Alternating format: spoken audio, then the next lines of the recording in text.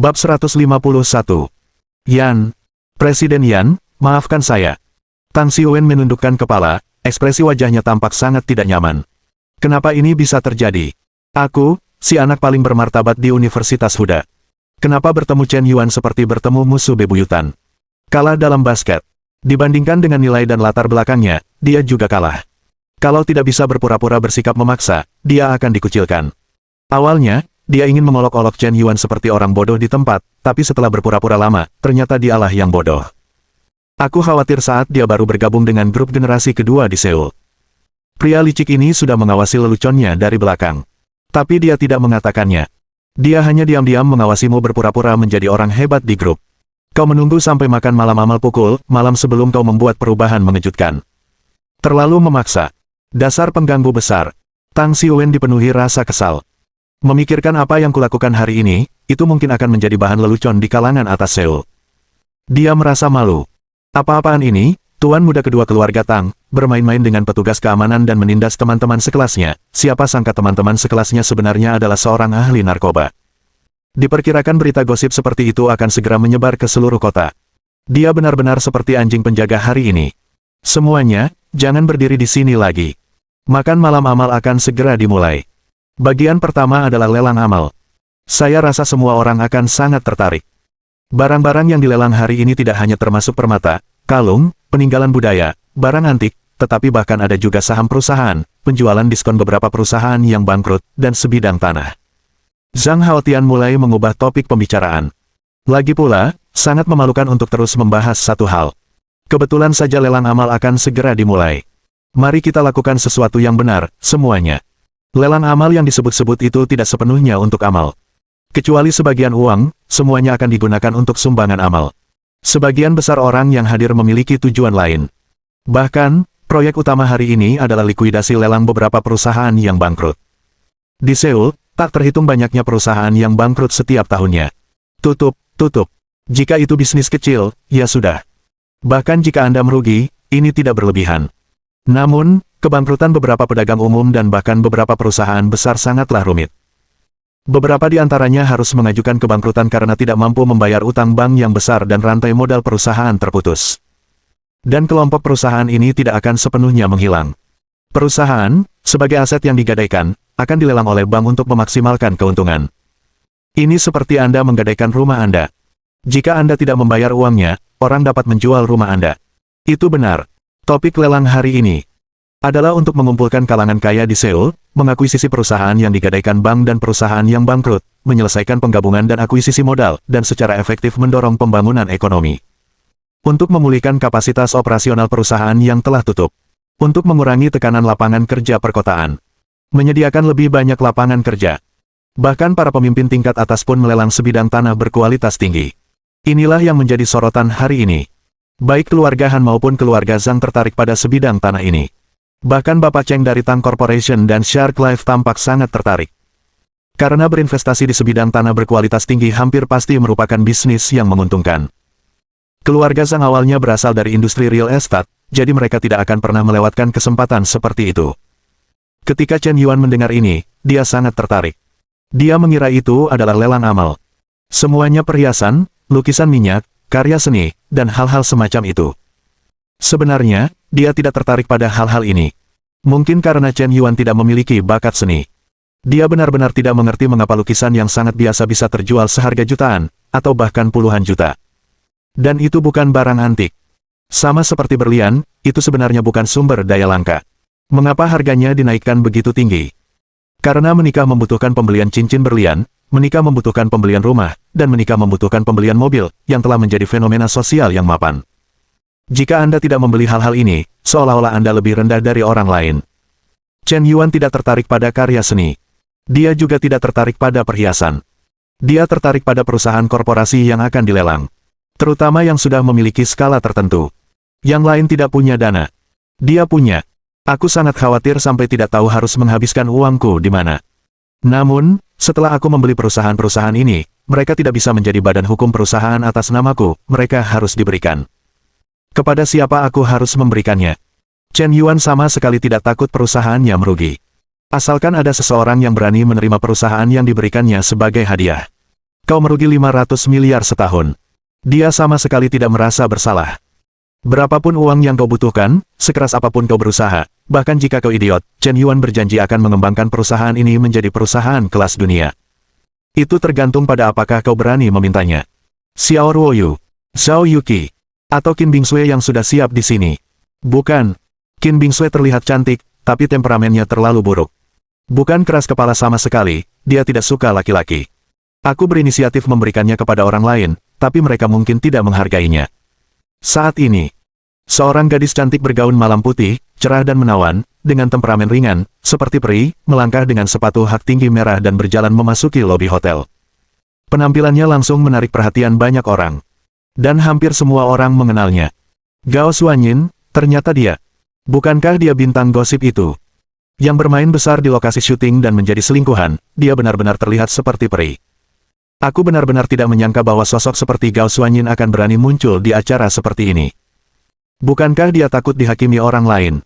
Apa yang kau takutkan?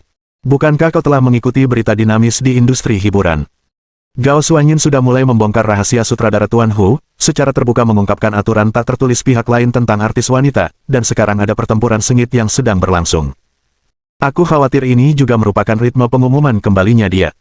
Ketika Chen Yuan melihat Gao Xuanyin, dia langsung terkejut. Senyum langsung muncul di wajahnya. Ada sesuatu yang bisa dibelanjakan hari ini. Lelang amal, kenapa aku tidak ikut hari ini? Pikir Chen Yuan. Kehadiran Gao Xuanyin hari ini sebenarnya memiliki tujuan lain. Karena menurut berita yang didapatnya, di antara tamu selebriti yang diundang ke makan malam amal di Seoul hari ini, ada seorang artis wanita kelas 2 bernama Ouyang Ling. Ouyang Ling menduduki peringkat kedua di industri hiburan, tetapi reputasinya sudah cukup tinggi. Pihak lain memiliki 2.000 juta pengikut di Weibo. Pengaruhnya juga jauh lebih kuat daripada Gao Xuanyin sendiri. Jika dia bisa dibujuk untuk mengungkap fakta bahwa Tuan Hu memiliki aturan tak tertulis untuk artis wanita, dia pasti akan memenangkan pertempuran opini publik ini. Jadi dia harus muncul secara langsung hari ini. Siapa sangka, sebelum Ouyang Ling melihatnya, dia bertemu Bos Xian terlebih dahulu. Bab 152. Apa yang ditertawakan orang ini? Apa yang dia pikirkan? Gao Xuanyin panik ketika melihat senyum di wajah Chen Yuan. Rasanya seperti kelinci putih kecil yang diawasi oleh serigala jahat yang bisa memakannya kapan saja. Tergantung kapan dia lapar, dia akan menghabiskan semua makanannya tanpa menyisakan tulang. Kak, ayo masuk, lelang amal akan segera dimulai, hari ini aku ingin menambah pengetahuanku. Gao Lang mencondongkan tubuh dan berkata, Gao Lang, apakah kau mencuri kunci mobil dan mengendarai supercar yang diberikan Tuan Yan kepadaku? Gao Xuanyin bertanya dengan marah. Kak, hari ini acaranya sangat besar. Sebagai putra tunggal keluarga Gao, jika aku mengendarai Audi tua yang rusak, aku tidak akan ada di sana. Bagaimana bisa aku mengatakan bahwa kakakku juga seorang bintang besar, jadi aku tidak boleh mempermalukanmu, kan? Karena mobil sport itu diberikan kepadamu, bukankah itu hanya untuk menunjukkan citra keluarga Gao kita? Gao Lang berkata dengan percaya diri. Dasar bajingan, tahukah kau Tuan Yan ada di sini hari ini? Apa yang akan dia pikirkan saat melihatmu mengendarai supercar itu untuk pamer? Mungkin dia akan meremehkan adikmu dari lubuk hatinya. Tidak, yang ini harus kujelaskan padanya. Begitu Gao Xuanyin mengatakan ini, Gao Lang langsung panik. Tadi dia menunggu adiknya di luar hotel, jadi dia tidak masuk ke ruang perjamuan hotel, sehingga dia tidak tahu apa yang terjadi di dalam. Dia tidak tahu bahwa Tuan Yan adalah Chen Yuan sendiri. Sekarang dia mendengar bahwa Tuan Yan ada di sini. Tubuhnya hampir memendek 1 cm karena ketakutan. Di mana asapnya? Bukankah itu yang di depan? Gao Xuanyin menunjuk ke Chen Yuan. Dia terdiam. Kau membual di rumah setiap hari, mengatakan betapa hebatnya asapnya, tetapi kau tidak tahu bahwa asapnya selalu 10 meter di depanmu. Dia, apakah dia perokoknya? Astaga! Gao Lang terkejut. Bukankah ini satpam yang dihentikan oleh staf resepsionis? Sialan! Gao Lang terkejut. Kemudian dia melihat bahwa orang yang berjalan berdampingan dengan Chen Yuan ternyata adalah Tang Haoji, bos dari grup Tang, dan tiba-tiba menyadari. Mampu berjalan berdampingan dengan Tuan Tang, identitas Tuan Yan sudah pasti. Karena orang yang mengikuti Chen Yuan adalah Zhang Haotian, putra sulung keluarga Zhang, bahkan dia berada setengah badan di belakang Chen Yuan. Kemudian, dalam perjalanan berjalan, dia bertemu Bai Qilin, putra sulung keluarga Bai. Dia menyapa Tuan Yan dan dengan sukarela mengikuti di belakang. Semua pangeran dan pemuda di aula perjamuan berkumpul satu persatu. Beberapa orang bahkan meneriakkan nama Tuan Yan, pemimpin kelompok itu. Puluhan generasi kedua terbaik Seoul semuanya mengikuti kepemimpinan Yan Zong. Wajah dan identitas seperti itu masih perlu dipertanyakan. Qin Bingsui menatap kosong dari awal hingga akhir. Aku benar-benar tidak menyangka Chen Yuan memiliki penampilan dan identitas yang begitu luar biasa. Sebelumnya, dia merasa Chen Yuan adalah orang yang sangat menonjol. Untuk pamer di sekolah, dia melakukan segala cara, bahkan menggoda bunga dan rumput di mana-mana. Bahkan mengejar Zhao Yuqi hanya untuk membuatnya lebih terkenal di sekolah. Murni untuk pamer. Sekarang dia tahu bahwa dia cukup rendah hati, oke. Jika itu benar-benar hanya untuk ketenaran, dia pasti sudah membuat sensasi di seluruh sekolah sejak lama. Tidak perlu sengaja membuat gosip. Selama identitasnya sebagai ketua Yan Senhao terungkap, berapa banyak gadis di sekolah yang akan berinisiatif mengejarnya. Zhao Yuqi mungkin juga tahu ini. Itulah mengapa Chen Yuan sangat gugup, takut dia akan diculik. Yuqi, kenapa kau tidak memberitahuku lebih awal? Jika kau memberitahuku identitas Chen Yuan lebih awal, aku tidak akan merasa malu seperti ini hari ini. Qin Bingsui menutupi pipinya yang memerah, merasa malu dari awal hingga akhir. Tapi dia tidak bisa pergi begitu saja. Dia masih memiliki tugas yang belum selesai yang diberikan kepadanya oleh bos perusahaan. Dia harus mengambil inisiatif untuk menghubungi Chen Yuan dan sepenuhnya menurunkan semua sikapnya. Tapi aku benar-benar tidak bisa melepaskannya. Sangat memalukan. Chen Yuan dan rombongannya berjalan memasuki aula lelang amal satu demi satu. Ini adalah ballroom terbesar di Hotel Ramada. Cukup besar untuk menampung 1.000 orang tanpa terasa sesak. Begitu dia masuk ke aula, Chen Yuan melihat peraturan tegas yang melarang pengambilan gambar, perekaman video, tanda seru. Memang ada banyak lelang. Ada peraturan seperti itu. Karena lelang akan melibatkan beberapa masalah privasi, jika hanya lelang perhiasan, maka tidak apa-apa, tetapi begitu melibatkan lelang aset perusahaan dan lelang tanah, yang merupakan topik sensitif. Tidak ada seorang pun yang ingin namanya langsung muncul di berita. Inilah sebabnya mengapa hanya ada sedikit laporan berita tentang proses lelang secara spesifik. Paling-paling, mereka hanya bisa melaporkan beberapa barang antik yang dilelang dengan harga puluhan juta dolar, atau berapa harga yang mereka bayarkan untuk lukisan tradisional Tiongkok karya seorang maestro tertentu. Itu saja. Tidak praktis untuk melaporkan lebih banyak konten. Seiring berjalannya waktu, semakin banyak orang yang datang. Lelang amal ini diatur berdasarkan urutan tempat duduk. Berdasarkan tingkat status. Semakin tinggi kedudukan seseorang, semakin maju tempat duduknya. Tempat duduk Yan Zong secara alami berada di baris pertama. Namun, kecuali 10 baris pertama, tempat duduk diatur berdasarkan urutan dan memiliki identitas karakter yang sesuai. Setelah baris ke-10, Anda bisa duduk di mana saja. Di seluruh tempat acara, ada banyak tokoh penting, bahkan Zhang Haotian hanya duduk di baris kedua. Chen Yuan melihat kenalan lamanya, Han Sansui, yang juga duduk di baris kedua. Ada juga Xiao Hanjun dan istrinya, duduk di baris kelima, tetapi Xiao Ruoyu sepertinya tidak datang ke jamuan makan hari ini. Tuan Cheng dan Tang Haoji dari Sharks juga duduk di baris pertama. Chen Yuan tidak mengenal para petinggi lainnya. Namun, Chen Yuan menduga bahwa orang-orang ini kemungkinan besar adalah para pemimpin tertinggi kota. Saat itu, seorang wanita tinggi, langsing, dan anggun dengan pakaian kasual sederhana dan topi bertepi tersenyum tipis dan duduk di kursi di samping Chen Yuan. Wanita itu tidak mengenakan riasan atau gaun malam. Hanya pakaian kasual. Dia memiliki aura yang sangat istimewa. Sangat alami. Tampaknya, apapun acaranya, apapun gaun yang dikenakannya, dia terlihat langsing dan anggun. Ini pasti memberikan kesan feminin. Gadis ini juga sangat cantik. Saat pertama kali melihatnya, dia tidak tampak begitu memukau, tetapi jika Anda melihatnya 2 kali lagi, Anda akan merasa bahwa dia sangat cantik, dan semakin Anda melihatnya, semakin cantik dia jadinya. Setelah pandangan ketiga, Anda tidak akan pernah melupakannya. Dia adalah kecantikan yang benar-benar menarik. Tentu saja, yang mengejutkan Chen Yuan bukanlah betapa cantiknya dia, tetapi nama Chu Tenghui tertulis di kursi di sebelahnya. Apakah ini nama pemimpin tertinggi di Seoul? Siapakah gadis muda ini? Mengapa dia duduk di tempat sekretaris Chu? Jangan bicara omong kosong, dia adalah putri tunggal sekretaris Chu, Chu Yumo. Sekretaris Chu tidak bisa datang hari ini karena suatu alasan. Apakah dia putri sekretaris Chu? Dia cantik sekali. Dia benar-benar berbeda dari para penggemar yang vulgar itu. Jika aku bisa mengejarnya, aku merasa bisa menghemat setidaknya 50 tahun perjuangan. Jangan dipikirkan, keluarga sekaya itu mungkin bahkan tidak pantas untuk anak bungsu keluarga Sang. Apakah kau takut kau sedang memikirkan hal-hal yang tidak penting? Bab 153. Setelah tubuh Chen Yuan menguat, mata dan telinganya menjadi jernih. Bahkan jika suara beberapa orang di barisan belakang terdengar pelan, dia dapat mendengarnya dengan jelas. Tak disangka, gadis yang mengenakan topi bertepi ini memiliki identitas dan latar belakang yang begitu tidak biasa. Tak heran dia memiliki temperamen yang begitu anggun. Namun, Chen Yuan tidak berkomunikasi dengannya. Bahkan tidak berpikir untuk berkenalan. Generasi kedua orang kaya agak berbeda dari generasi kedua pejabat. Sebenarnya, generasi kedua pejabat lebih berkuasa daripada generasi kedua orang kaya, tetapi ini adalah lingkaran yang relatif sederhana. Saat ini, jarang sekali generasi kedua pejabat bersikap otoriter. Karena pendidikan keluarga mereka sangat ketat.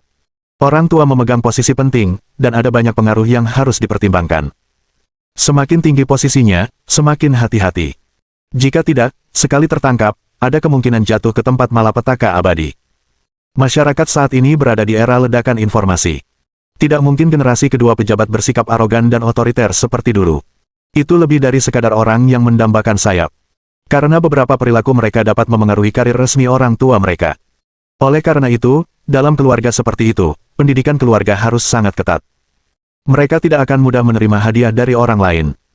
Jika Chen Yuan adalah generasi kedua yang kaya, dia dapat memberi hadiah kepada pihak lain sesuka hati, tidak peduli seberapa mahal hadiah itu, tetapi tidak dapat diterima jika hadiah itu diberikan kepada generasi kedua yang berstatus pejabat. Jika nilai hadiah terlalu tinggi, akan ada kecurigaan suap. Oleh karena itu, meskipun dia terikat untuk menjilat Chuyumo, tidak mungkin juga baginya untuk menghabiskan terlalu banyak uang untuknya. Ini bukan anjing yang pantas dijilat. Meskipun identitas pihak lain akan membuat orang memiliki keinginan kuat untuk menaklukkan. Tetapi wanita seperti itu tidak boleh diprovokasi tanpa provokasi. Chen Yuan berpikir jernih. Dia hanya melirik Chuyumo 2 kali, dan tidak pernah melihatnya lagi. Dia menatap lurus ke podium konferensi di depannya. Halo Nona Chu, saya Tang Haoji, senang bertemu dengan Anda. Tang Haoji duduk di sebelah kiri Chen Yuan. Chuyumo duduk di sebelah kanan Chen Yuan. Chen Yuan bahkan tidak menemukan kesempatan untuk memulai percakapan, tetapi Tang Haoji malah berinisiatif memulai percakapan. Saat berhadapan dengan sosialita lain, pria ini tampak angkuh, dengan penampilan dingin layaknya seorang presiden yang otoriter. Namun, saat berbicara dengan Chuyumo, ekspresi wajahnya tampak halus, santai, dan lembut. Memang benar, tingkat dinginitas yang tinggi terbagi dalam diri seseorang. Seseorang yang bersikap dingin padamu, mungkin sebenarnya tidak benar-benar dingin, hanya karena dia meremehkanmu dan berpikir kamu tidak pantas untuknya. Jadi wajar jika dia bersikap dingin. Ketika dia berhadapan dengan orang-orang yang statusnya setara dengannya, atau bahkan lebih tinggi darinya, dia tidak bisa lagi bersikap dingin. Tang Haoji seperti itu. Dia memiliki aura yang tak terhitung jumlahnya, dan di usia muda, dia memimpin sebuah grup perusahaan besar dengan nilai pasar puluhan miliar. Dia bisa disebut raja berlian tunggal teratas dan kelima. Orang yang begitu hebat, ketika memilih pasangan, tentu saja tidak hanya akan melihat kulit wanita. Dia juga akan mencari pasangan yang tepat. Chuyumo adalah pilihan yang sangat baik. Jika ia bisa menikahi Chuyumo dan menjalin hubungan dengan para pemimpin puncak di Seoul, perkembangan Tang Corporation secara alami akan menerima lebih banyak dukungan kebijakan. Dalam keadaan yang wajar dan legal, lampu hijau menyala sepanjang jalan, sulit bagi perusahaan ini untuk memikirkannya. Halo Tuan Tang, saya juga sangat senang bertemu dengan Anda. Chuyumo menjawab dengan sopan. Ia sangat murah hati dan sopan, dan menjawab dengan senyuman, tetapi ia tampaknya tidak terlalu tertarik pada Tang Haoji. Mungkin sejak kecil, ia sudah terlalu sering dimanja. Secara tidak sadar, ia tidak suka orang yang berinisiatif berbicara dengannya. Sebaliknya, untuk seseorang seperti Chen Yuan yang sama sekali tidak menyukainya, ia akan meliriknya 2 kali. Chen Yuan bisa duduk di barisan depan, yang menunjukkan bahwa latar belakang identitasnya tidak biasa, dan ia masih sangat muda dan tampan. Intinya, ia benar-benar tidak melihat Chuyumo sama sekali kecuali pada kali pertama. Melewatinya, seolah-olah paras cantik Chuyumo sama sekali tidak menarik perhatiannya. Hai, namaku Chuyumo, siapa namamu? Tanya Chuyumo kepada Chen Yuan. Pertanyaan yang sangat sopan. Pertanyaan. Itu belum tentu berarti apa yang ia maksudkan kepada Chen Yuan. Hanya saja, ia pada dasarnya mengenal semua orang yang duduk di barisan depan, baik itu tim kepemimpinan di Seoul, maupun bos dari seorang pengusaha kaya. Ia belum pernah melihat pemuda ini sebelumnya. Hanya penasaran. Chen Yuan mendengar pertanyaannya dan tidak menjawabnya. Sebaliknya, dia melihat ke kiri dan ke kanan, berpura-pura tidak mendengar. Dia bahkan melirik barisan belakang 2 kali, seolah-olah sedang memastikan posisi Gao Xuanyin dan Qin Bingsui. Ada apa denganmu? Aku ingin bertanya sesuatu. Chuyumo sedikit kesal, apakah pria ini benar-benar tidak mendengarnya, atau pura-pura tidak mendengarnya? Semua orang ingin menjilatnya, tetapi mengapa pria ini tampak seperti ingin menghindarinya? Apakah dia begitu menakutkan? Beberapa kata sopan dari orang asing biasa, bertukar kartu nama atau semacamnya, bukankah itu hal yang paling normal di sebuah pesta makan malam? Bagaimana bisa dia bereaksi seperti ini? Chu Yumo semakin penasaran. Chen Yuan terdiam. Dia benar-benar tidak ingin berkomunikasi dengan Chu Yumo. Bagaimana jika sistem penjilat anjing itu terikat? Setelah sekian lama dan mengikat begitu banyak objek penjilat anjing, Chen Yuan telah merangkum hukum pengikatan sistem. Selama ada wanita yang cukup cantik dan telah berkomunikasi secara verbal dengannya, sistem menjilat anjing pasti akan terikat. Tetapi selama dia tidak berbicara, tanpa sepatah kata pun komunikasi bahasa dengan wanita cantik ini, sistem tidak akan terikat. Karena jika Anda tidak berbicara, itu berarti Anda tidak memiliki niat untuk menjilat. Jika Anda bahkan tidak ingin mengenal perilaku satu sama lain, tentu saja Anda tidak akan terikat pada hubungan menjilat anjing. Ada apa denganmu? Kenapa kau tidak menyebutkan namamu saat aku bertanya? Kau terlalu tidak sopan. Chu Yumo tak kenal ampun. Dia mengerutkan kening. Sekarang, bahkan Tuan Tang dan Tuan Cheng di sampingnya pun tak tahan lagi. Tuan Yan, Anda terlalu dingin, ini putri sekretaris Chu. Tuan Cheng mengerutkan kening. Nama saya Chen Yuan. 4 kata akhirnya keluar dari mulut Chen Yuan. Ding. Operasi menjilat anjing dimulai. Nama, Chu Yumo. Usia, 22 tahun. Tinggi, 173 cm. Berat, XNUMX kek.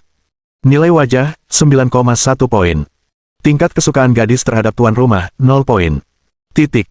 Ikatan hubungan menjilat anjing, ketika tingkat kesukaan wanita terhadap tuan rumah melebihi 95 poin, serangan balik berhasil, identitas berubah, dan pihak lain akan menjadi tuan rumah yang menjilat anjing. Setelah serangan balik selesai, hadiah berupa 10% konsumsi emas menjilat anjing. Poin penguatan hadiah, 35 poin. Poin penguatan dapat memperkuat atribut fisik host, termasuk kekuatan, konstitusi, kelincahan, semangat, del.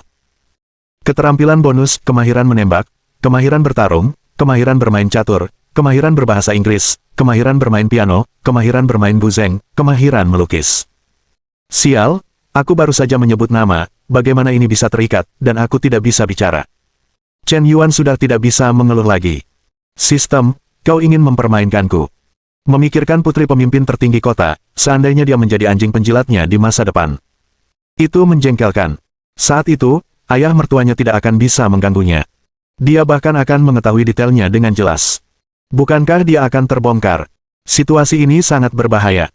Chu Yumo tidak bisa melawan balik, sama sekali tidak bisa melawan balik. Chen Yuan sudah mengambil keputusan, bahkan jika dia terikat untuk menjadi anjing penjilat, dia tidak akan pernah memprovokasi Chu Yumo ini.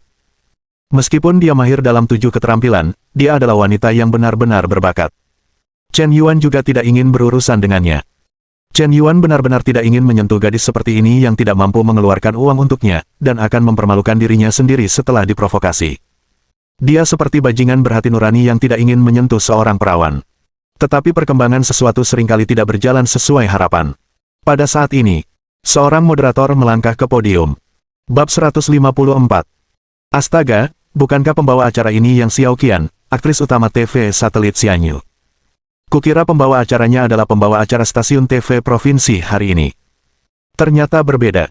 TV satelit provinsi kami tidak sebanding dengan TV satelit Xianyu. Kecuali CCTV, di antara lebih dari 20 provinsi di negara ini, TV satelit Xianyu adalah yang paling kuat. Popularitas Yang Xiaoqian terkenal di seluruh negeri. Sama. Setelah Yang Xiaoqian naik ke podium, bintang wanita menawan lainnya muncul. Itu Ouyang Ling. Film, Shenlong Flying Armor, yang pernah ia bintangi, menurutku selalu menjadi film klasik. Ya, film ini disutradarai oleh Master Tiger sendiri.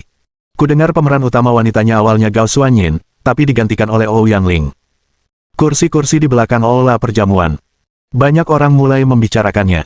Di kursi depan, semua orang cukup tenang. Karena kursi-kursi di depan semuanya adalah tokoh-tokoh terkemuka dengan identitas dan latar belakang yang tidak biasa. Selebriti wanita sangat dihormati dan memiliki aura tersendiri. Di mata para petinggi, itu saja. Apalagi aktris kelas 2, bahkan bintang kelas 1 pun tidak dianggap sebagai orang penting dalam jamuan makan malam hari ini. Kecuali jika itu adalah kedatangan superstar kaisar, tetap saja agak ramai. Tak lama kemudian, Yang Xiaoqian mengambil mikrofon dan mulai menjadi pembawa acara. Para pemimpin yang terhormat, para penguasa daerah, selamat malam semuanya. Begitu kata-kata ini keluar, seluruh ruangan langsung tertawa terbahak-bahak. Yang Xiaoqian memang selucu biasanya. Dalam acara yang lebih formal seperti ini, memang agak lucu untuk menyebut kata penguasa daerah. Tapi semua orang juga sudah bosan dengan gaya pembawa acara yang kaku. Kalau tidak, Yang Xiaoqian tidak akan diundang. Terima kasih banyak telah hadir di makan malam amal hari ini, saya Yang Xiao Qian, 3000 kata dihilangkan di sini. Menjadi pembawa acara makan malam amal. Kedua pembawa acara terutama berbicara tentang energi positif. Setelah berbicara selama lebih dari 10 menit, mereka mulai fokus pada lelang amal. Semuanya, saya tidak akan bicara omong kosong. Saya akan mengundang juru lelang profesional, Bapak Yang Hong, yang akan mewakili bank-bank besar, pemerintah kota, dan pengurus yayasan amal besar untuk melelang barang-barang yang perlu dijual hari ini. Suara Yang Xiao Qian terdengar. Saya melihat seorang pria berjas tang berusia 50-an melangkah ke podium. Begitu dia naik ke panggung, para staf langsung mengerumuninya, dan barang pertama langsung diletakkan di rak pajangan. Semua barang lelang amal tidak hanya akan dipajang di etalase, tetapi juga akan memiliki layar PPT khusus untuk memperkenalkan asal dan nilai barang tersebut. Semuanya, barang pertama dalam lelang hari ini adalah yang paling menarik. Barang ini disebut Hati Samudra. Ya, saya yakin semua orang pernah menonton film cinta klasik Titanic. Hati Samudra adalah kalung batu permata paling berharga dalam film tersebut. Awalnya, kalung ini tidak ada di kehidupan nyata, tetapi setelah film ini menjadi populer di dunia 20 tahun yang lalu, sebuah perusahaan perhiasan terkenal secara khusus mendesain kalung hati samudra untuk film tersebut, menggunakan keahlian terbaik dunia, bertatahkan berlian biru berbentuk hati yang langka di tengahnya, dikelilingi oleh banyak berlian putih yang serasi. Saya yakin bahwa wanita yang memiliki kalung ini juga akan memiliki cinta yang tak tergoyahkan seperti Jack dan Ruth. Kalung ini adalah satu-satunya di dunia. Ini adalah salah satu dari 10 kalung mewah teratas di dunia. Harga awalnya adalah 2.000 juta. Juru lelang baru saja selesai berbicara. Banyak orang di tempat kejadian terkejut. Tidak ada yang menyangka bahwa awalnya akan begitu eksplosif. Beberapa orang mengira harganya akan dimulai dari ratusan ribu. Siapa sangka barang lelang pertama akan begitu luar biasa. Terutama banyak wanita yang hadir, mata mereka sudah berbinar. Popularitas Heart of the Ocean tidak perlu lagi dijelaskan dengan omong kosong yang berlebihan. Kalung ini terjual hingga 2.000 juta dolar AS secara internasional. Dan ada harga, tetapi tidak ada pasar. Keindahannya saja sudah cukup untuk memikat semua wanita. Terutama konsep keunikannya. Ini tak ternilai harganya. Ya Tuhan, ini benar-benar Heart of the Ocean.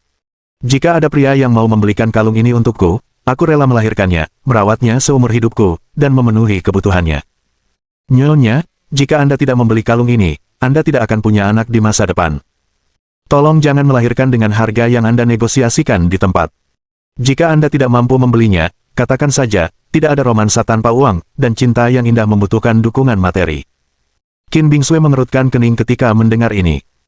Meskipun dia tidak berani menyetujui sudut pandang seperti itu, jika seseorang benar-benar bersedia membeli kalung unik di dunia ini dan memberikannya kepadanya, mungkin hatinya yang tak tergoyahkan akan melunak. Mata Gao Xuanyin juga sedikit terobsesi. Entah apakah asap akan selalu 500 juta. Setelah 10 detik hening, akhirnya seseorang meneriakkan tawaran. 160 juta. 160 juta, 160 juta. Harga segera mulai naik. Kalung ini terlalu berharga. Dan seiring berjalannya waktu, nilainya akan semakin tinggi. Karena kalung ini menyandang nama salah satu dari 10 kalung mewah teratas di dunia, bahkan jika dijual kembali, nilainya tidak akan turun. Ada seorang wanita kaya di tempat kejadian. Tampaknya ada momentum tertentu. 300 juta. Chen Yuan mengangkat sebuah kartu dan berteriak dengan tenang. Begitu kata itu keluar, seluruh tempat menjadi hening. Chu Yumo juga melirik Chen Yuan dengan mata lebar, seolah-olah dia tidak menyangka pria ini begitu sombong. Lagi pula, dia biasanya tidak terlalu sering menonton siaran web, jadi dia tidak tahu siapa Yan itu. Tuan Yan, kursi nomor 5, menawarkan juta yuan. Apakah ada yang menawar lebih tinggi? Tanya juru lelang. 5.000 juta, kau langsung menggandakannya dan berteriak. Siapa yang berani melawanmu? 300 juta sekali. 300 juta 2 kali. 300 juta kali. Sepakat. Juru lelang memberikan tawaran terakhir. Saat itu, Chen Yuan tiba-tiba berdiri. Kalung ini, setelah Anda membungkusnya, berikan saja kepada Nyonya Gao Xuanyin di barisan belakang. Ini hadiah saya untuknya, kata Chen Yuan. Terkejut. Astaga. Tanda seru. Semua orang tercengang. Terutama beberapa sosialita, bola mata mereka hampir keluar. Kalung senilai juta yuan, jadi Anda memberikannya begitu saja. Selalu terlalu tidak manusiawi bagi Yan untuk bertindak, bukan? Dulu, saya hanya mendengarkan Anda membual, dan saya tidak berpikir begitu. Sekarang setelah saya melihatnya dengan mata kepala sendiri, saya tidak tahu betapa hebatnya Tuan Yan. Bukankah Gao Xuanyin adalah aktris gosip? Apakah dia benar-benar tertarik pada Tuan Yan? Hampir setengah dari orang-orang yang hadir menatap Gao Xuanyin. Di antara mereka, yang paling banyak terlihat adalah tatapan iri dan cemburu. Gao Xuanyin sudah linglung. Saudari, Yan selalu ingin memberimu hati samudra. Ya Tuhan. Gao Xuanyin. Kebaikan plus 10. Gao Xuanyin. Kebaikan plus 10. Gao Xuanyin. Tingkat kesukaan plus 10. Tingkat kesukaan saat ini adalah 35 poin. Bab 155. Gao Xuanyin benar-benar tidak tahu perasaannya saat ini. Jelas, awalnya dia sangat membenci Chen Yuan. Pria ini pada dasarnya adalah orang jahat. Dia adalah tipe bajingan yang paling dia benci sebelumnya. Alasan mengapa dia memilih untuk berkompromi hanyalah karena dia tidak ingin hidup seperti itu. Dia masih memiliki mimpi dan ambisi di hatinya, dan dia tidak ingin hanya tenggelam. Dia tidak ingin terkenal sepanjang hidupnya, dan hidup dalam pelecehan dan penghinaan. Jika hidupnya seperti ini di masa depan, dia akan merasa bahwa hidup lebih buruk daripada kematian. Jadi dia menerima aturan tak tertulis Chen Yuan. Tapi dia masih merasa kepribadiannya dihina oleh Chen Yuan. Itu adalah perasaan kompleks di mana kamu membencinya, tetapi kamu tidak bisa hidup tanpanya, dan kamu masih merasa sedikit berterima kasih padanya di dalam hatimu. Cinta dan benci yang terjalin, benci dan suka, sialan, aku tidak bisa berkata-kata. Tapi ketika Chen Yuan, di depan semua orang, secara terbuka memberinya hati samudra senilai juta yuan. Dia benar-benar tersentuh. Rasanya jantungku tiba-tiba berhenti berdetak, lalu berdetak kencang. Ini kalung yang unik di dunia. Ini kalung cinta yang takkan pernah berubah sampai maut. Untuk sesaat, dia benar-benar merasa Chen Yuan adalah pangeran tampan yang selama ini dia nantikan. Kemurahan hati pria ini benar-benar membuat jantung berdebar kencang. Tanpa disadari, rasa sukanya pada Chen Yuan meroket. Tapi kemudian ketika dia berpikir bahwa dia hanyalah kekasih, rasanya seperti disiram air dingin. Dia dengan rasional mengendalikan emosinya. Kau tidak boleh mudah terharu. Dia menghabiskan begitu banyak uang, dia hanya ingin mempermainkan tubuhku. Aku hanyalah objek di matanya. Dia tidak memperlakukanku dengan tulus. Aku tidak boleh terpuruk. Tapi kenapa aku sama sekali tidak membencinya di dalam hatiku? Kenapa? Aku jelas tahu dia hanya umpan besar. Apakah karena dia rela menghabiskan uang?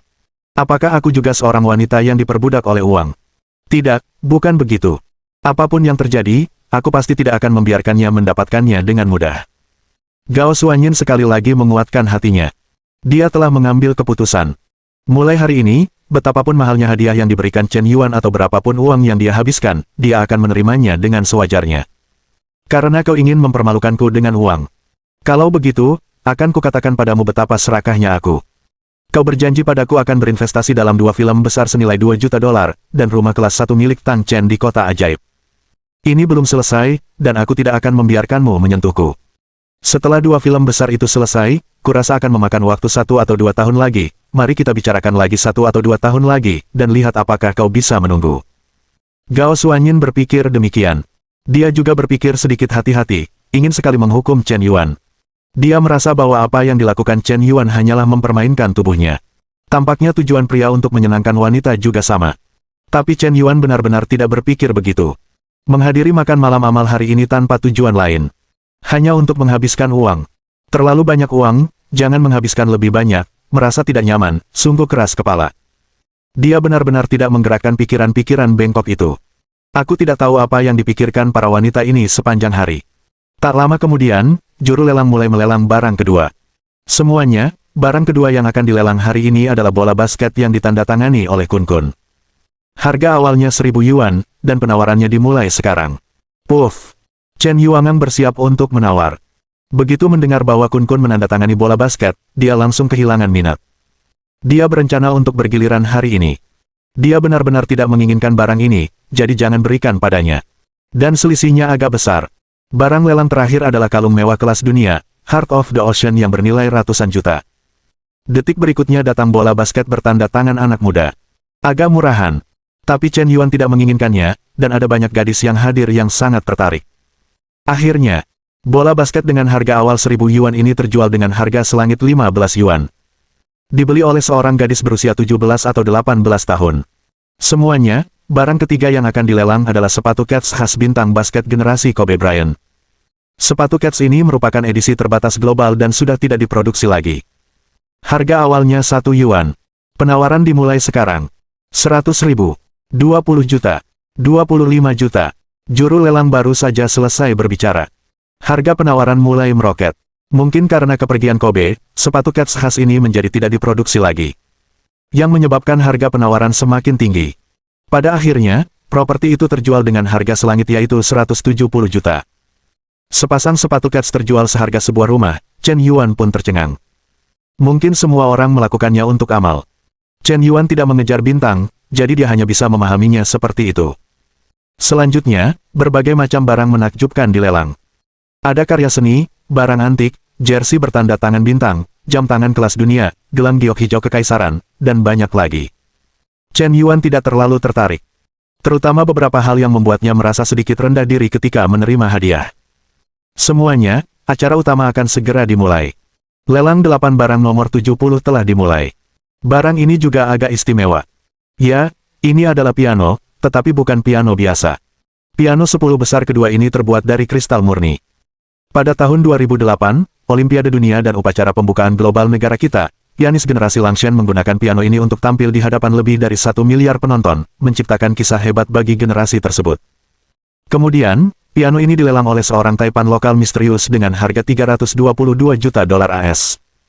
Lebih dari 10 tahun telah berlalu, dan piano ini memiliki makna luar biasa di hati setiap warga negara Tiongkok. Dapat dikatakan bahwa piano ini telah menyaksikan kebangkitan bangsa Tiongkok dan perkembangan pesat negara kita dalam 10 tahun terakhir. Bangkit dan mainkan. Harga awal untuk piano ini adalah 3.000 juta koin Huaxia, dan lelang dimulai sekarang. Benarkah? Setelah pidato penuh semangat dari juru lelang, di atas meja pajangan, kain hitam diangkat dari piano. Piano ini menunjukkan momen di mata semua orang, memukau para penonton. Karena terbuat dari kristal murni, penampilannya tentu saja patut disebutkan. Dan pengerjaan piano ini juga yang terbaik di dunia. Pertama-tama, harganya mahal. Yang lebih terpuji lagi adalah maknanya yang luar biasa. Ini piano yang indah, dan ini sebenarnya piano yang dimainkan Langshan. Langshan adalah maestro piano nomor 1 di Tiongkok dan salah satu dari 10 maestro piano terbaik di dunia. Piano ini masih merupakan piano yang dimainkannya pada momen paling intens dalam hidupnya. Ini memiliki makna yang luar biasa. Sebagai pecinta piano, saya benar-benar terharu. 10 kin terkenal teratas, memang pantas. Sekelompok orang berbicara. Piano ini juga merupakan penyimpan nilai. Terlepas dari apakah Anda dapat memainkan piano atau tidak, ini jelas bukan kerugian sebagai koleksi. Saya akan membayar 500 juta. 4.000 juta. 41 juta. Tak lama kemudian, beberapa orang mulai menawar dan bersaing, dan cukup banyak orang yang ikut bersaing. Kurang dari 5 menit, harga penawaran telah mencapai 9.000 juta. 200 juta. Chen Yuan meneriakkan harga secara acak. Namun kali ini, ia meneriakkan juta, dan masih ada orang yang bersaing dengannya. 230 juta. Sebuah suara wanita terdengar. Bab 156. Chen Yuan mengikuti jejak reputasi. Gadis ini duduk di baris kedua dan merupakan putri dari True Fire Group. True Fire Group adalah perusahaan industri game terbesar di Seoul. Perusahaan ini memiliki beberapa game populer di pasaran. Perusahaan ini telah berdiri lebih dari 10 tahun sejak didirikan pada tahun 2007. Perusahaan ini telah melalui berbagai pasang surut dan telah sampai pada titik ini. Mereka memulai dari pengembangan game mandiri, kemudian memasuki pasar game akhir, dan secara bertahap berkembang hingga sekarang fokus pada game mobile. Dapat dikatakan bahwa mereka mengikuti perkembangan zaman. True Fire Group juga memiliki kerjasama yang erat dengan Penguin Group. Ini adalah perusahaan game besar dengan nilai pasar beberapa miliar. Tidak seperti industri lain. Selama periode ini, industri lain mengalami kemunduran satu demi satu. Industri perhotelan, industri pariwisata, perdagangan impor dan ekspor, warnet, pusat bisnis, restoran, dan entah berapa banyak industri lainnya jatuh ke dalam krisis ekonomi. Tetapi industri game adalah satu-satunya yang sama sekali tidak terpengaruh, bahkan karena semua orang terkunci di rumah dan bosan. Game tetap dimainkan satu per satu. Terutama pasar game mobile sedang booming di seluruh dunia. Saham Penguin meroket, menghasilkan ratusan juta per hari. Bahkan perusahaan game lain pun pada dasarnya telah menghasilkan uang. Real Fire Group, karena membuat game, sekarang agak kaya dan berkuasa. Tapi hari ini, piano ini, Chen Yuan pasti akan menang. Dia merasa bahwa jika hadiah ini diberikan kepada Zhao Yuqi, itu pasti pilihan yang sangat baik. Mungkin itu bisa membuat popularitasnya terus meningkat. Hadiah seperti itu seharusnya dianggap sangat bijaksana, bukan? 300 juta. Chen Yuan terus berteriak. 1.000 juta. Putri dari True Fire Group, Sang Guan Huo'er, menatap Chen Yuan dengan tajam, tetapi dia tetap tidak menyerah. Saat ini, harga selangit sebesar juta telah disebutkan, dan dia masih terus menaikkan harga. Chen Yuan sedikit kesal. 500 juta. Begitu harga juta diumumkan, seluruh tempat itu menarik napas dingin. Harga setinggi itu telah melampaui piano nomor 1 di dunia. Belum pernah ada piano di dunia yang bisa mencapai harga selangit sebesar juta yuan. Bahkan jika dikonversi ke dolar AS, itu adalah harga selangit hampir 8.000 juta. Dan piano termahal di dunia, harga transaksi puncak saat ini adalah 2.000 juta dolar AS. Lelang hari ini cukup untuk menjadikan piano kristal ini sebagai piano nomor 1 di dunia. Tuan Yan, kursi nomor 5, tawar juta yuan. Adakah yang bisa menawarkan harga lebih tinggi untuk piano terkenal di dunia ini? Juru lelang berdiri di podium dan mengajukan pertanyaan. Para hadirin terdiam. Tidak ada yang berbicara. Juta kali, juta kali, juta, 3 kali. Saya umumkan bahwa piano kristal Henzeman telah mencapai harga lelang tertinggi dalam sejarah piano.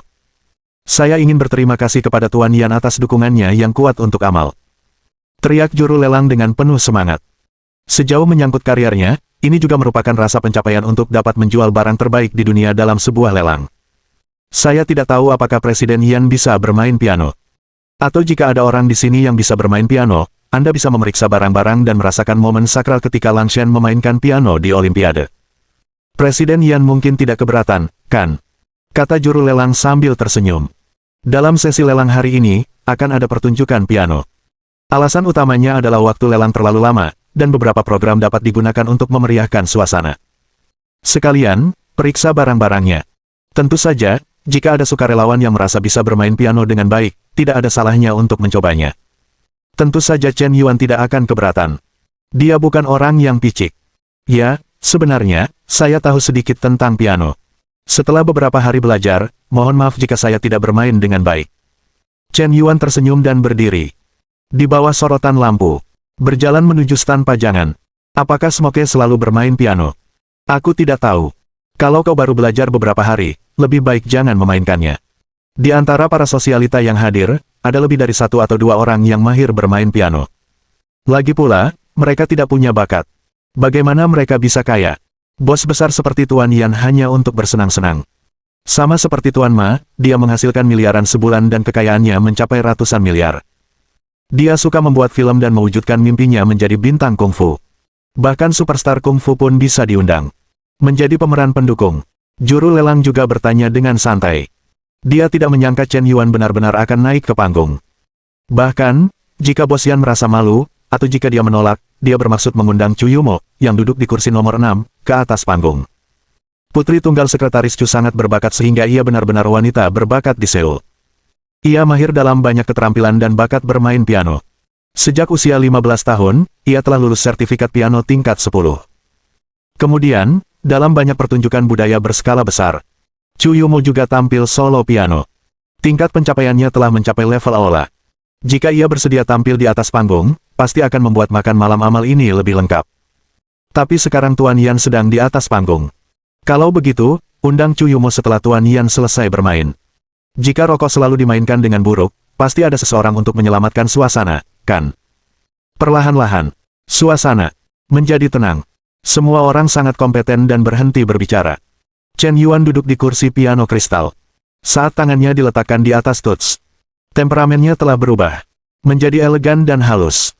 Ia seperti anak yang hilang, mengembara di sungai dan danau, dengan sedikit kenakalan dalam caranya yang bebas dan santai.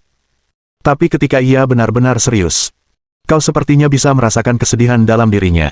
Sungguh menawan. Saat piano berbunyi, lagu Castle in the Sky mengejutkan kenyataan. Castle in the Sky awalnya adalah lagu terkenal di dunia. Melodinya merdu dan indah, yang membuat orang menangis. Semua orang tahu lagu ini. Tapi justru karena familiaritas dan klasiknya, lagu ini tak tertandingi. Lagu ini sebenarnya tidak sulit, dan tidak banyak ruang untuk memamerkan keterampilan. Karena sangat menenangkan dan ritmenya sangat lambat, lagu ini telah menjadi salah satu repertoar pemula untuk banyak kelas piano. Lagu ini mudah dipelajari, tetapi sangat sulit untuk dikuasai sepenuhnya. Karena emosi yang terkandung dalam lagu Castle in the Sky terlalu berat. Pianis biasa sama sekali tidak bisa memainkan perasaan yang menusuk hati itu. Keterampilan deduksi semacam itu dalam ritme lambat adalah ranah mengubah kehancuran menjadi sihir. Selama sebuah karya piano sedikit disempurnakan, itu akan memberi orang perasaan yang sama sekali berbeda. Dan Chen Yuan Tingkat keterampilan pianonya telah ditingkatkan ke level 60 tahun. Menurutmu, kehidupan seperti apa ini? Di bawah permainan musiknya, Castle in the Sky, hampir seketika, membuat orang-orang merasakan resonansi jiwa. Semua orang yang hadir, tanpa terkecuali. Mereka semua merasakan getaran di hati mereka. Emosi mereka terbawa oleh alunan nada. Perasaan yang terpendam di lubuk hatiku meledak.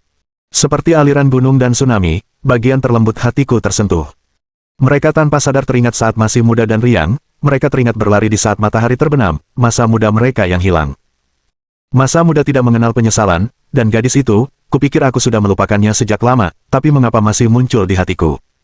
Dan anak laki-laki itu dulu. Sampai aku menikah, kau tidak tahu bahwa aku selalu memikirkanmu.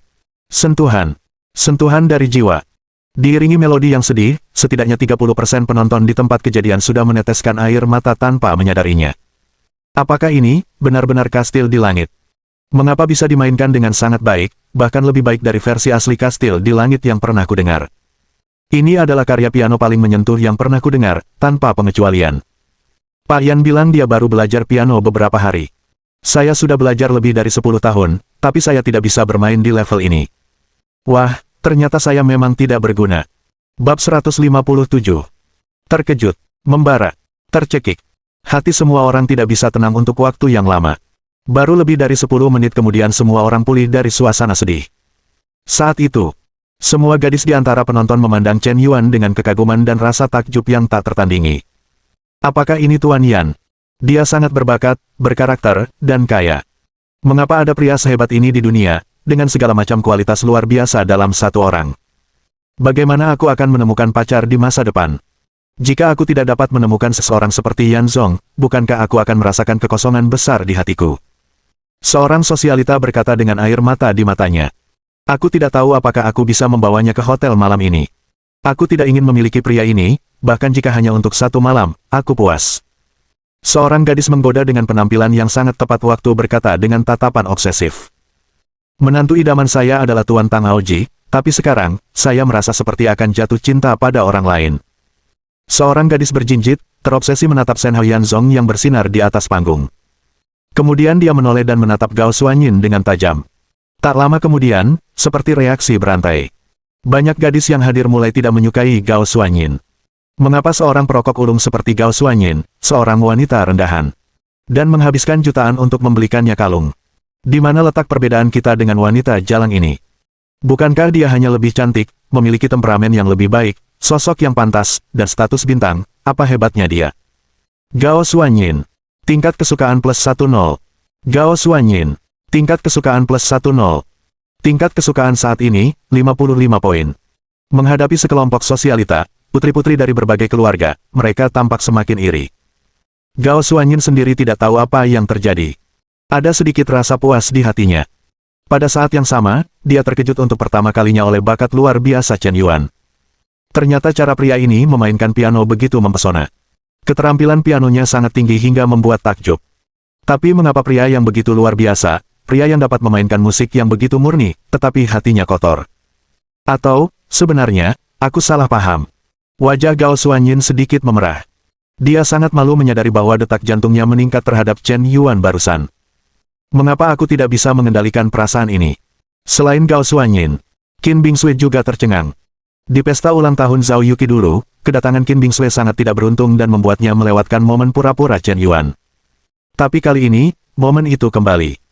Dan terakhir kali kemampuan bermain Chen Yuan seperti orang berusia 50 tahun, kali ini seperti orang berusia 60 tahun, bahkan lebih baik.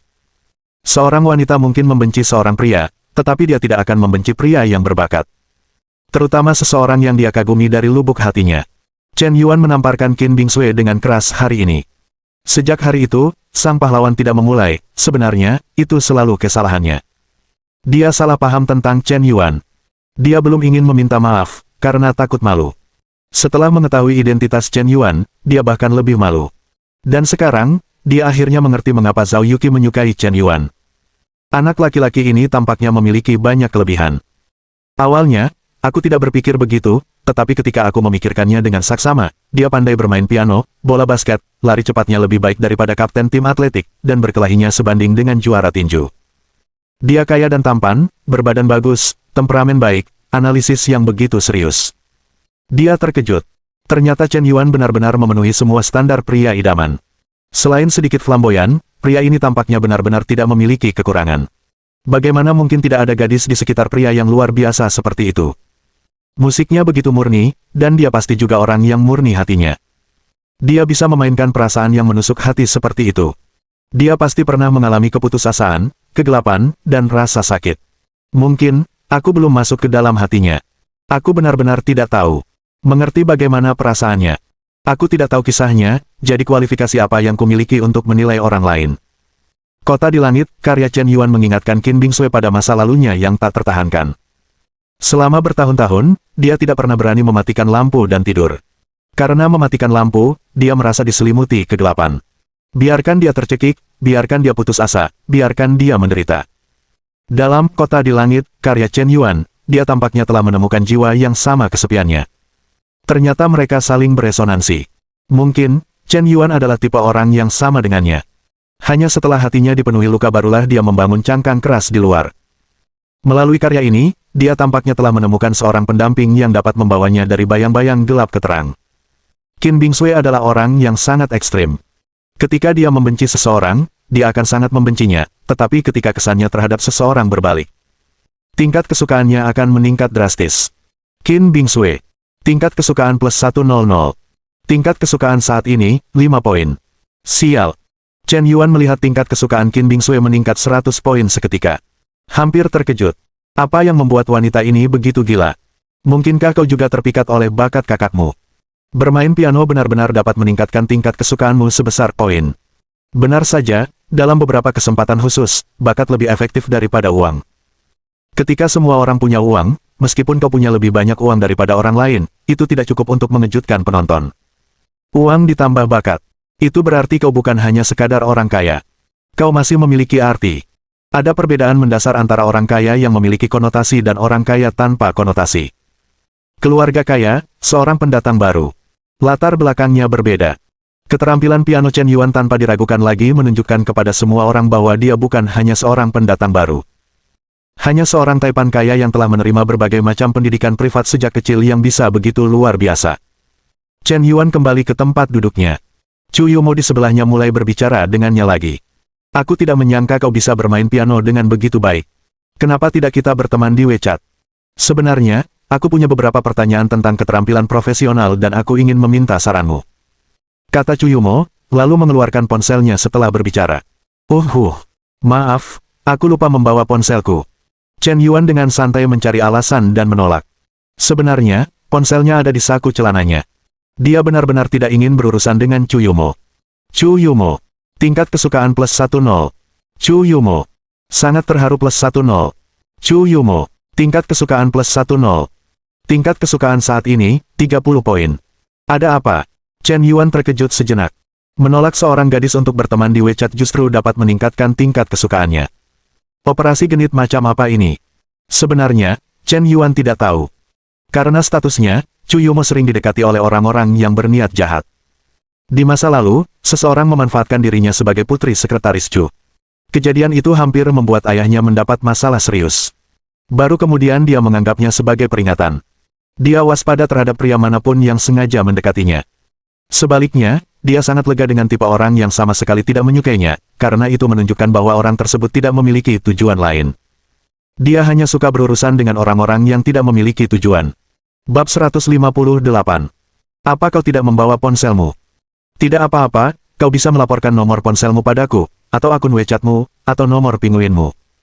Chu Yumo melanjutkan sambil tersenyum. Chen Yuan terdiam. Siapapun bisa mendengar bahwa dia baru saja menolak, kan? Akhir-akhir ini, apakah ada orang yang tidak membawa ponsel? Pasti terdengar alasan penolakan yang begitu jelas, kan? Tapi Chu Yumo sama sekali tidak merasa malu. Setelah ditolak, sepertinya tatapan Chen Yuan malah lebih menghargai. Sebenarnya, ingatanku tidak begitu bagus, aku tidak ingat nomor ponselnya. Tidak apa-apa jika kau tidak ingat nomor ponselmu, berikan saja nomor identitasmu, dan aku akan meminta seseorang untuk memeriksanya. Puff! Chen Yuan hampir muntah darah ketika mendengar ini. Terlalu kuat. Dia benar-benar pantas menjadi putri pemimpin.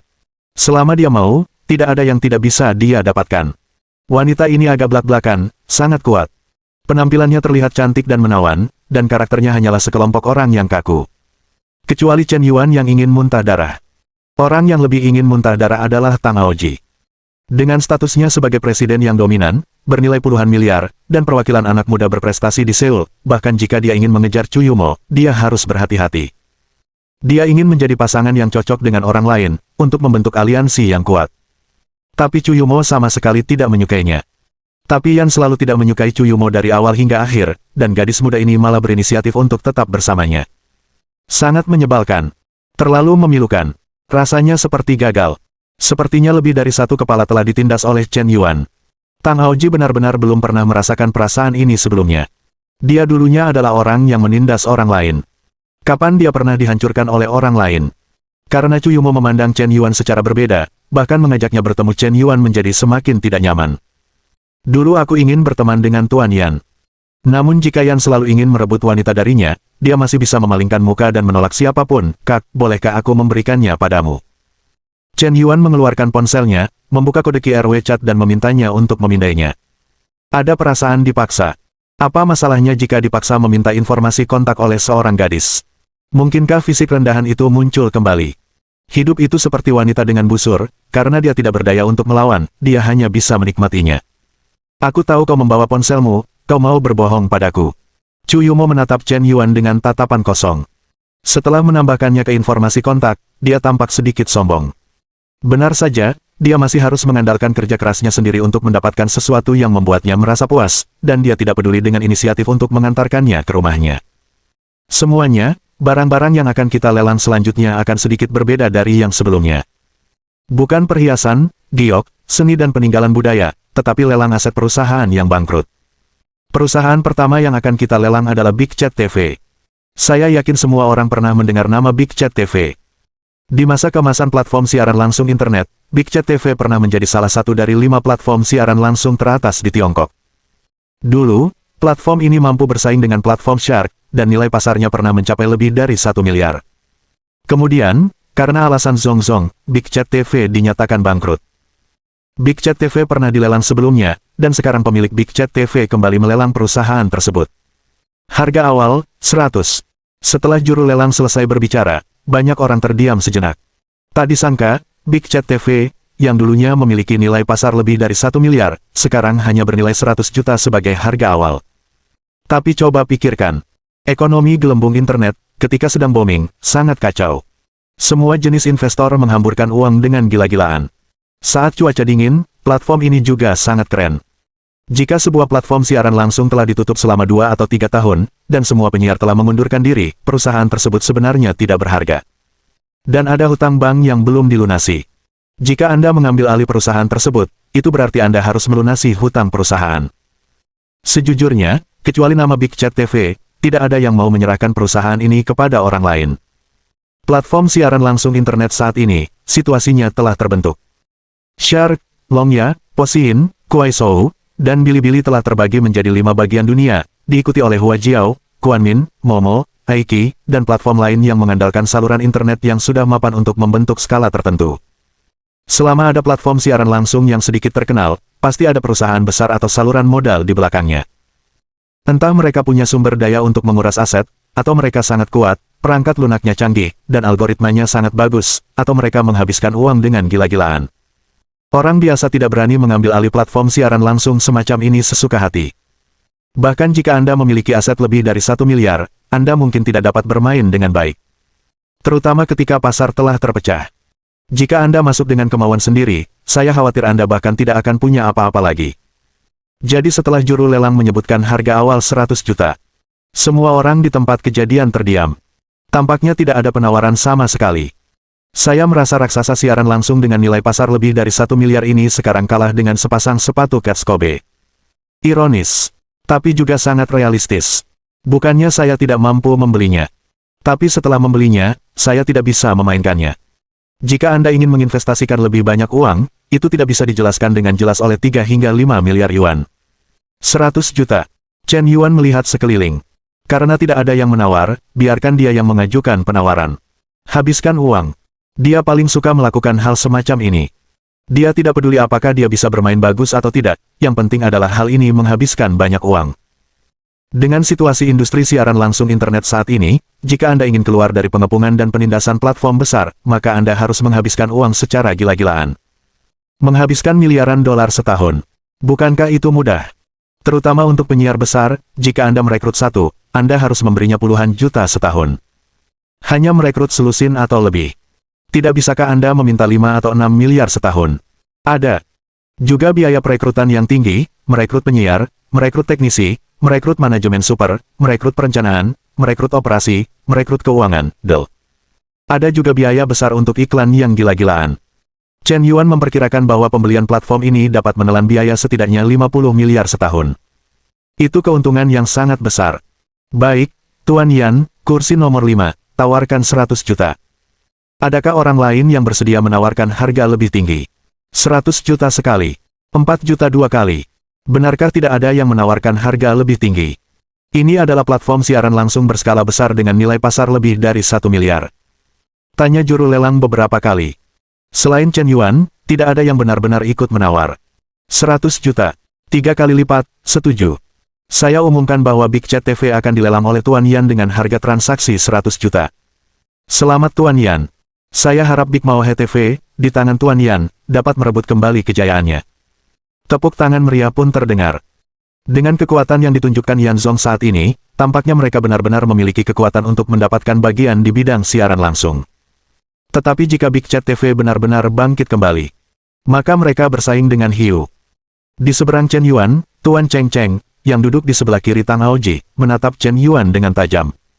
Rekan kerja adalah musuh. Chen Yuan tidak peduli. Dia hanya berpikir, kepada siapa Big Chat TV harus diberikan. Bab 159. Selama itu adalah objek yang terikat oleh anjing yang menjilat, siapa yang tidak mau memberikannya. Tidak ada paksaan. Siapapun yang menginginkannya, Chen Yuan dapat menginvestasikan tambahan 100 miliar di masa depan. Tidak masalah jika Anda tidak tahu cara berbisnis, dan tidak masalah jika Anda merugi. Jika 100 miliar tidak cukup, tambahkan 1000 miliar lagi. Tidak hanya bertujuan untuk menghasilkan keuntungan, Chen Yuan bahkan berharap mereka bisa merugi. Jika merugi, Anda bisa mengeluarkan lebih banyak uang, bukan? Lelang masih berlangsung. Perusahaan-perusahaan yang bangkrut ini melibatkan berbagai macam industri. Chen Yuan tidak berpartisipasi dalam lelang selanjutnya. Cukup memiliki Big Chat TV. Alasan utamanya adalah perusahaan ini tidak memberikannya, jadi dia membeli perusahaan berikutnya. Chen Yuan bahkan tidak tahu harus memberikannya kepada siapa. Makanan harus dimakan sedikit demi sedikit, dan barang harus dikirim satu persatu, bukan? Mari kita urus Big Chat TV dulu. Semuanya, lelang amal hari ini telah berlangsung lebih dari 2 jam. Lelang berikut adalah barang terakhir dari lelang ini. Saya yakin banyak dari Anda di sini hadir untuk itu. Benar, barang terakhir yang akan dilelang hari ini adalah sebidang tanah. Tanah ini terletak di Jalan Guanggu ke-260, Seoul, dengan luas total sekitar mu. Harga awal 1 miliar yuan, dan lelang dimulai sekarang. Suara juru lelang terdengar. Aplikasi video di stand mulai memperkenalkan secara detail lokasi tanah, harga pondasi di sekitarnya, dan rute pengembangan kereta bawah tanah yang direncanakan oleh pemerintah kota. Diperkirakan dalam 2 atau 3 tahun, jalur kereta bawah tanah No akan dibuka. Jalur kereta bawah tanah akan melewati tanah ini. Pada saat itu, akan terhubung dengan jalur kereta bawah tanah No. Tanah di Jalan Optics Valley tidak terlalu jauh dari pusat komersial Optics Valley di Seoul. Jika jalur kereta bawah tanah dibuka, Anda bisa langsung menuju pusat komersial melalui jalur kereta bawah tanah. Meskipun lahannya tidak terlalu besar, nilainya pasti lebih dari 1 miliar. Pasti akan meningkat nilainya di masa depan. Jika dikembangkan menjadi kawasan hunian kelas atas, pasti tidak akan rugi. 1 miliar hanyalah harga awal. Chen Yuan memperkirakan bahwa jika dia benar-benar ingin mendapatkan lahan ini, dia membutuhkan setidaknya 20 miliar atau lebih. Keluarga Zhang, keluarga Han, dan banyak pengembang properti di Seoul sudah mulai bersiap-siap. 15 miliar. Saat pertama kali bos keluarga Han mengajukan penawaran, dia langsung menambahkan juta. Chen Yuan sedikit terkejut. Bukankah orang ini begitu murah hati sebelumnya?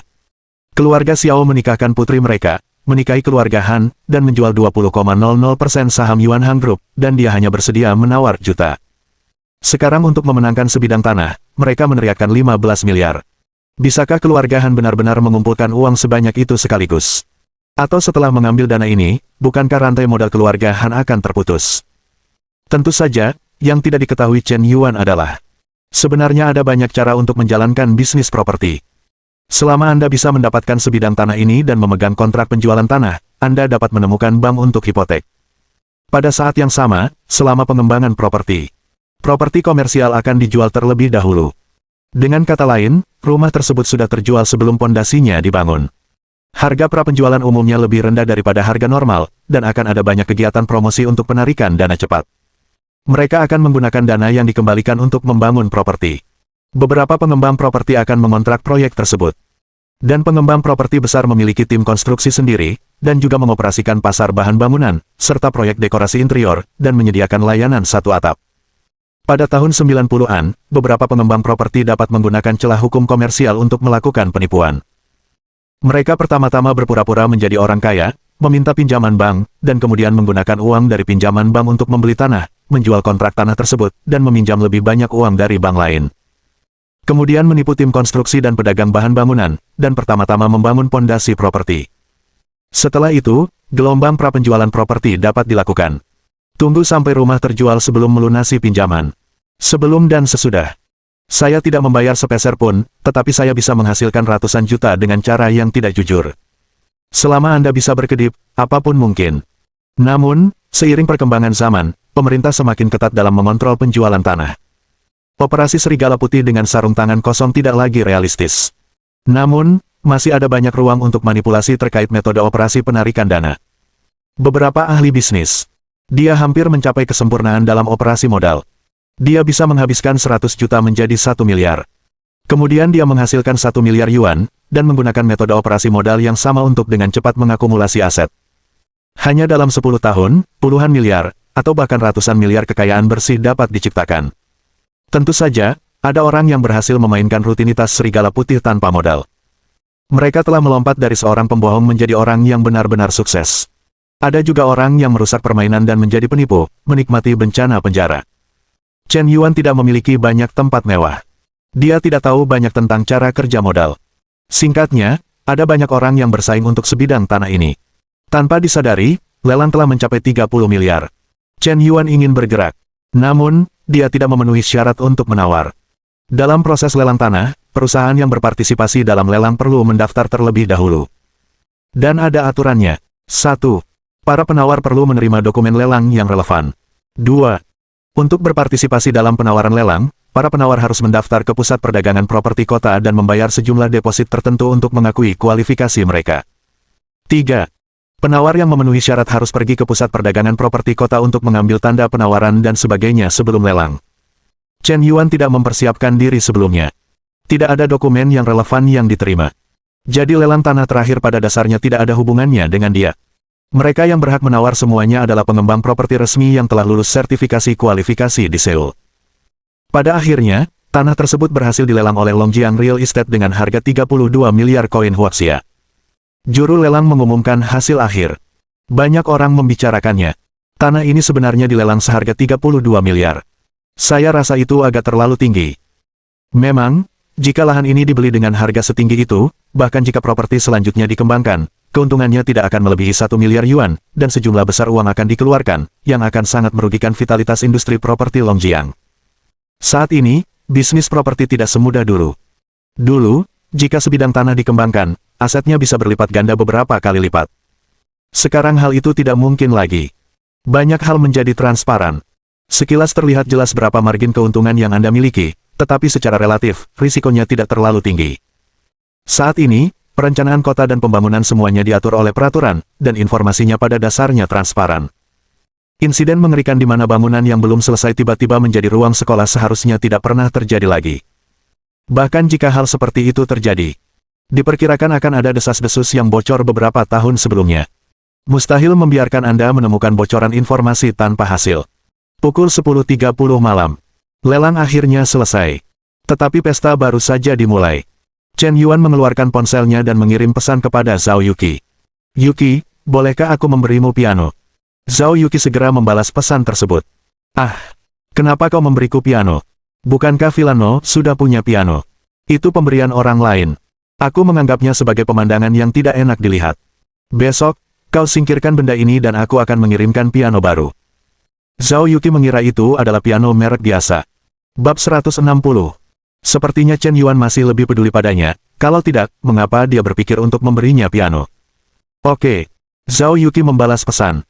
Chen Yuan melihat pesan yang dikirim Zhao Yuqi, dan senyum muncul di sudut mulutnya. Dia langsung menghubungi staf lapangan. Setelah pembayaran, kirim seseorang untuk mengantarkan piano kristal ini ke Villa Taman No di kompleks Villa Jiangjing besok pagi. Lelang hari ini, Chen Yuan tidak menghabiskan terlalu banyak uang. Total lebih dari 8 juta dihabiskan. Membeli 3 barang. Piano kristal Henzeman, kalung berlian biru Ocean Heart, dan TV Big Chat. Heart of the Ocean dan piano kristal sudah dikirim, hanya TV Big Chat yang belum dikirim. Saat ini, orang tua Xiao Ruoyu, Xiao Hanjun dan Yu Fangxia sedang berdiskusi dengan suara rendah.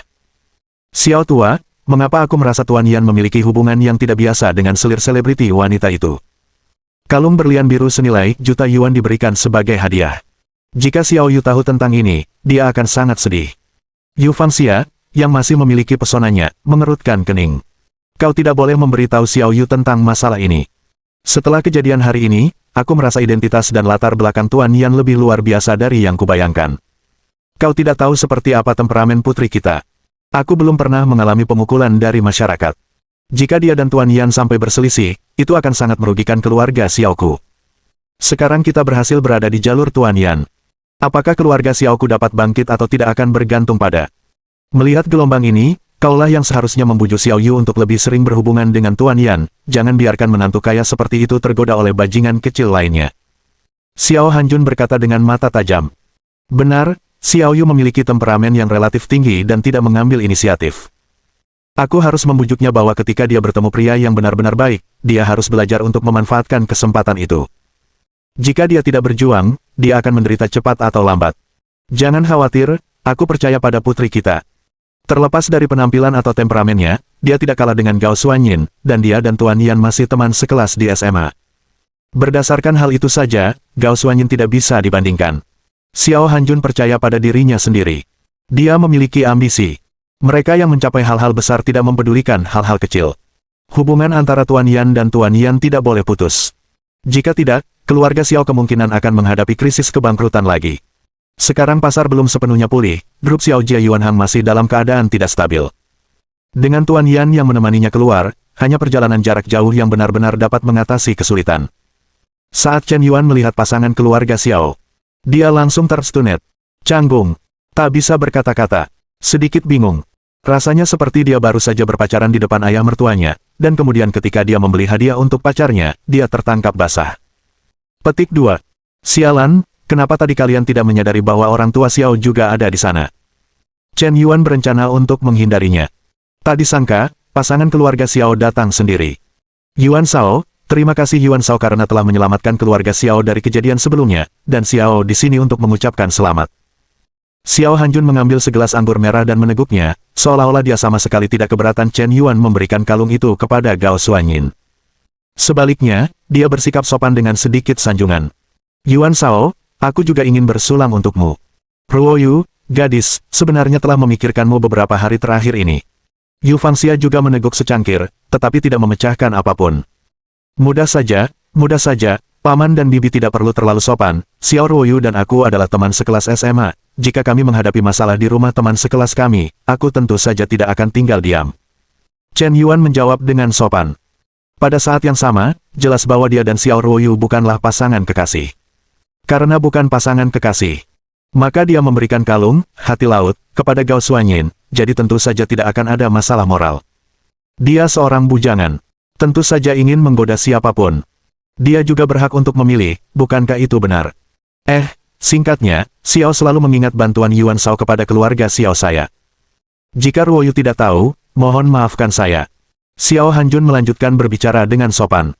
Setelah Chen Yuan memahami hubungannya dengan Xiao Ruoyu, dia menjadi sedikit cemas. Saat ini, grup Xiao Jia Yuanhang tidak dapat berjalan tanpa Chen Yuan. Ambisi Xiao Hanjun agak besar. Chen Yuan telah melakukan pembayaran sebesar juta sebelumnya, yang cukup untuk menstabilkan situasi grup Yuanhang, tetapi Xiao Hanjun tidak mau melakukannya. Dia membeli perusahaan perdagangan lain dengan harga rendah ketika pasar secara keseluruhan terus menyusut. Dia ingin memanfaatkan kesempatan untuk tumbuh lebih kuat dan menyelesaikan rencana aneksasi.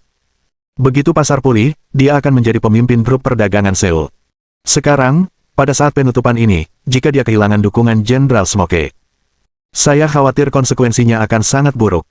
Baiklah, Paman Xiao, kamu duluan. Chen Yuan tersenyum tipis dan menghela napas lega. Menilai dari kinerja orang tua Xiao, diperkirakan mustahil untuk menuntut di depan putrinya. Bahkan mungkin ada hal-hal baik yang bisa dikatakan tentangnya. Secara psikologis, Chen Yuan memiliki keuntungan mutlak. Manfaat dari tidak memiliki hubungan formal secara bertahap menjadi jelas. Benar saja, saya tidak punya pacar, jadi saya bisa melakukan semuanya dengan percaya diri. Saat ini, seorang wanita cantik dengan penampilan menggoda dan sosok yang luar biasa berjalan menuju Chen Yuan. Chen Yuan mengenal orang ini, seorang aktris terkenal di industri hiburan, dan salah satu pembawa acara malam ini, Ouyang Ling. Tuan, bolehkah saya mengajak Anda berdansa, kata Ouyang Ling sambil tersenyum. Di antara kata-katanya, ia tampak anggun. Matanya yang menawan tidak menyembunyikan kekagumannya pada Chen Yuan. Baik dari segi penampilan, bakat, atau kekayaan, pria ini terlalu luar biasa. Meskipun ia seorang bintang wanita, ia biasanya menghadiri banyak acara komersial dan telah bertemu banyak pria hebat, tetapi ia jarang bertemu pria sehebat Chen Yuan. Boleh. Chen Yuan juga mengangguk sambil tersenyum. Seorang aktris populer mengajak Anda berdansa, apapun yang terjadi, Anda harus menghormatinya, bukan? Di resepsi, pria dan wanita saling mengajak berdansa. Itu adalah kegiatan sosial yang sangat normal. Bahkan, ada cukup banyak sosialita yang ingin mengajak Chen Yuan berdansa, tetapi Ouyang Ling yang memimpin. Ada banyak generasi kedua kaya yang mengajak Ouyang Ling berdansa barusan. Tetapi ia dengan sopan menolak. Ia hanya tertarik pada Chen Yuan. Keterampilan berdansa Ouyang Ling sangat bagus. Ia awalnya berasal dari kelas tari profesional, dan sekaligus lulus dari Akademi Film Yanjing. Kemampuan menari Chen Yuan juga tidak buruk. Ia bahkan menari lebih baik daripada Ouyang Ling. Karena dia melakukan serangan balik terhadap dua target penjilat anjing yang mahir menari. Keterampilan menari Chen Yuan setidaknya sudah berusia 10 tahun. Keduanya menari dengan ringan di lantai dansa, memukau penonton. Aku sangat kesal, Tuan Yan memang pandai bermain piano, tapi apakah dia juga pandai menari? Anda bisa tahu apakah seseorang profesional hanya dengan satu gerakan. Keterampilan menari Tuan Yan benar-benar setara dengan penari profesional istana. Dibandingkan dengan Ouyang Ling, yang telah belajar menari selama 10 tahun, dia tidak kalah hebat. Ini adalah pemuda dari keluarga bangsawan yang dididik oleh keluarga kaya raya. Terlepas dari temperamen, pengembangan diri, musik, tari, mereka mahir dalam segala hal. Mereka benar-benar berbeda dari para tiran lokal yang baru kaya itu. Mohon dukungan dari omom ante-ante sekalian, buat subscribe atau sharekan novel Mimin ke Facebook kalian, agar channel Mimin bisa terus berkembang. Dengan begitu, Mimin bisa lebih semangat untuk up novel seru lain ke depannya. Buat teman-teman yang sudah subscribe dan sharekan novel Mimin, Mimin ucapkan terima kasih sebanyak-banyaknya. Sekiranya teman-teman menghadapi masalah video diputar dalam bahasa Inggris, coba tukar kepada bahasa Indonesia original melalui cara ini. Semasa mendengarkan, pencet tombol setting di atas kanan video, pilih audio track dan tukar bahasa.